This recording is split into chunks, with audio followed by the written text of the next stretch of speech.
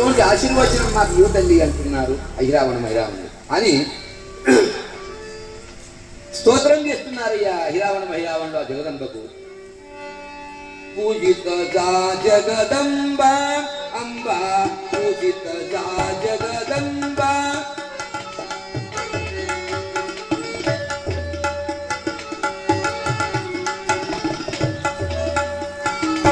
పూజిత జగదంబ అంబ పూజిత జగదంబ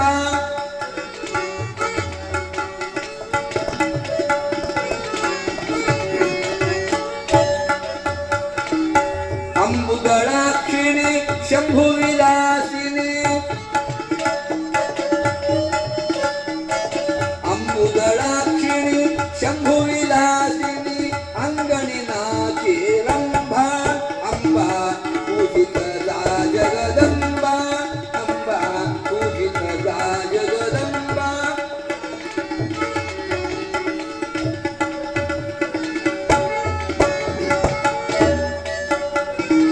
కాయవునే మగ యా భువనాత్రయీ కాయవునే మగ యా భువనాత్రయీ నాసుని మోహ కదంబ అంబ పూజిత జగదంబ అంబ పూజిత జగదంబ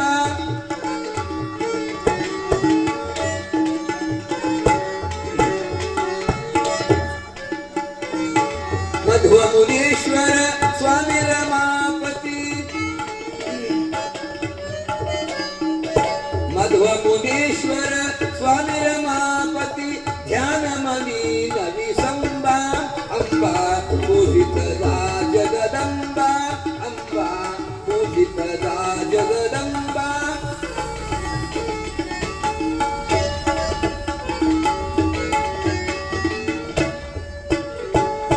జగదంబ మహిషాసురమర్దిని పాహిమాం పాహిమాం పాహిమాం అని చాలా స్తోత్రం చేసినారు వాళ్ళు.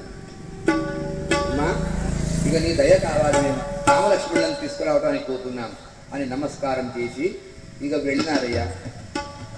మహిరావణులు చూడండి, ఆ మంకావతి పట్టణం ప్రక్కన సముద్రం ఉన్నది. సముద్రం వాదునొక వడిగలయ్యా సముద్రం ఉన్నది మంకావతి పట్టణం ప్రక్కన. అది ఏం సముద్రం ఉన్నది? ఈ సముద్రం కాదు. ఇప్పుడు మన దగ్గర ఉండే సముద్రం ఏదైతే ఉన్నదో అది ఉప్పు ఇళ్ళ సముద్రం, కానీ లవణ సాగరం ఉంటుంది. ఈ సముద్రంలో ఉప్పు పుడుతుంది.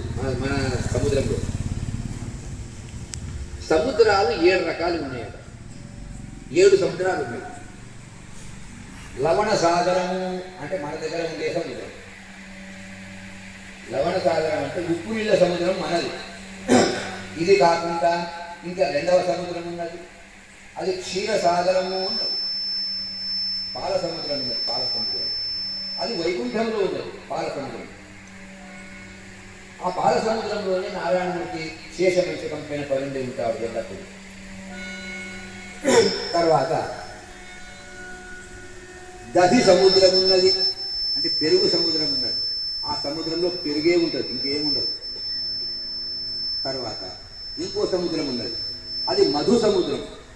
మధు సముద్రం అంటే తేనె ఉంటుంది, తేనె. ఆ సముద్రంలో తేనె ఉంటుంది.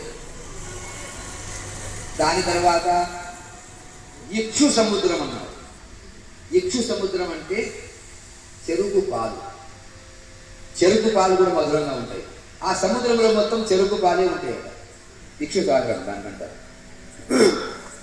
ఆ చెరుకు పాల సముద్రం అది. దాని తర్వాత ఇంకొక సముద్రం ఉన్నది, ఘృత సముద్రము అన్నాడు. ఘృత సముద్రం అంటే నెయ్యి సముద్రం. ఆ సముద్రంలో మాత్రం నెయ్యి ఉంటుంది. మనం బజార్లో కొనుక్కునే అవసరం లేదుగా. ఆ సముద్రంలో మొత్తం మంచి నెయ్యి ఉంటుంది, ఆవు నెయ్యి ఉంటుంది. అటువంటి సముద్రం.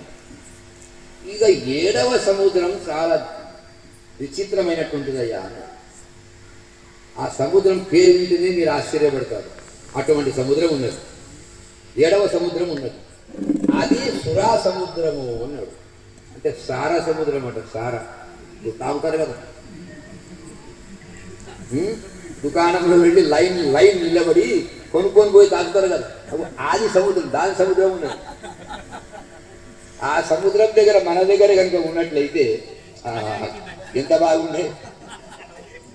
ఇక అందరికీ దుకాణంలో వెళ్ళి కొనుక్కునే అవసరం ఏం లేకుండే. కానీ దేవుడు అట్లా చేయలేదు మనకు. ఇక ఒకరి మాట ఒకరు వినకపోతుండ్రి ఆ సముద్రం కనుక ఉంటే. కనుక సురా సముద్రము, సార సముద్రం, ఇట్లా 7 సముద్రాలు ఉన్నాయి ప్రపంచంలో. ఈ మంకావతి పట్టణం ప్రక్కన దధి సముద్రం ఉన్నది, అంటే పెరుగు సముద్రం ఉన్నది. ఆ పెరుగు సముద్రం దాటిన తర్వాత ప్రక్కన భూమి ఉన్నది. ఆ భూమి లోపటి నుంచి ఒక సొరంగం త్రవ్వుతున్నారట. వజ్రాయుధం తీసుకొని ఆ సొరంగం త్రవ్వుతూ ఉన్నారు. త్రవ్వుతూ ఎంతవరకు వచ్చారయ్యా? లంకానగరం ప్రక్క